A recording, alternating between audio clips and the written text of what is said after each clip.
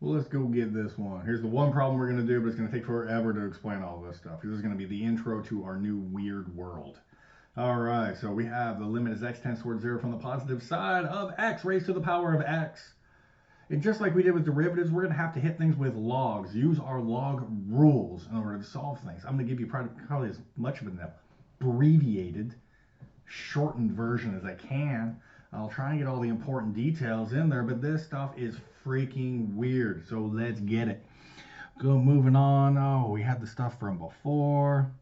We had the indeterminate differences from last time, and now we're dealing with this. And that problem we had, the x to the x, is x tends towards 0 from the positive side. That's the 0 to the 0th case.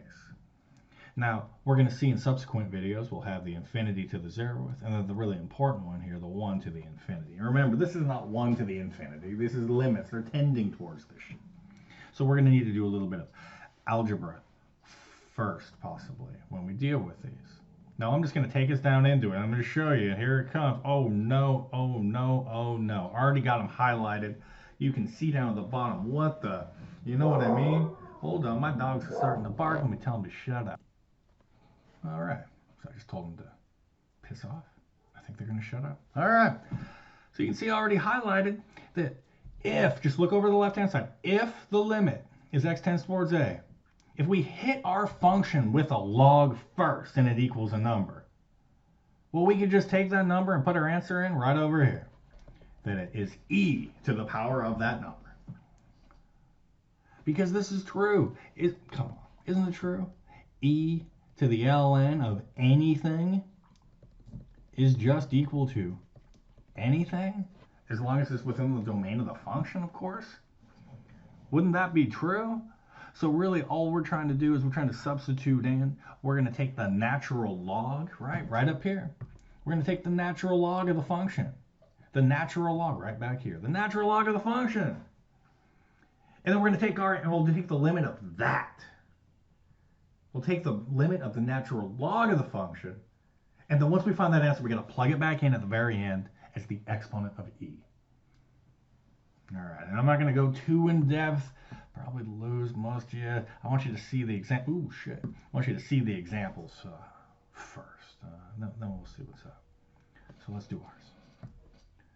Oops. So let's take the limit as x tends towards 0. We got to do it from the positive side.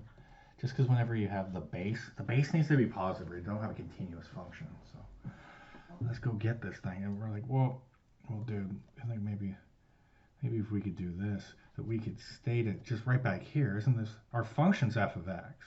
So can't we say that this is equal to the limit as, oh, let's just go back over there. That x goes to 0 from the positive side, I'm just looking right here, of e raised to the power of the natural log. And now we just take this piece, this piece that's right here, that x to the x, and it just goes in there. E to the ln of blah is just blah. I know it's a messed up thing. Right back here, e to the ln of blah just equals blah. E to the ln of blah equals blah. There it is. All right, I keep saying the same thing over and over, trying to make sure that you'd understand, but that's probably not helpful. Okay, and now we can just state that this is equal to e to the l. Our solution, what we're trying to find. We're trying to find this, e to the l. So here's how the game's going to go. We're not going to just take our problem, the limit as x tends towards 0 from the positive side of x to the x, and solve that. We're actually going to go down below and we're going to solve something different. We're going to solve the limit as x tends towards 0 from the positive side of the natural log of x to the x. We just pop that in to the natural log. And whatever answer we're going to get is going to go into right there as L. Just by using this idea. Since it's a continuous function, all this stuff will work out fine. Let's go. So these are not equal to each other right here. These two are not equal. I'm actually solving something different just in order to find that solution. So we start down here, and now we know that boom, we're going to get that variable to fall. That's the reason we do it. Now this is equal. Now we're starting some work, and now we have x times the natural log of x. And we've learned this one in a video before this. Subsequent. Maybe I don't know my words. I might have used it wrong earlier. Don't care. Not redoing this video again. We've done this, and didn't we use this little trick? Didn't we use this little trick? Because I think right now we have a 0 times a negative infinity case, right? So we can't do that, so we're going to make this ln of x over 1 over x. Right? Because the 1 over x, wouldn't that flip up to the top and just become x? It's weird to see it that direction. But now we can look that we have something up top and something down below. Now, as x tends towards 0 from the positive side of the natural log, as its input, we get a, oh, come on. Almost messed that one up. Well, I did. It's negative infinity, right? The natural log function goes like this. So as it goes towards 0, it's going down to negative infinity. And then as x tends towards 0 from the positive side of 1 over x looks like this. Well, so as x goes towards 0 from the right-hand side, isn't this function blowing up to infinity?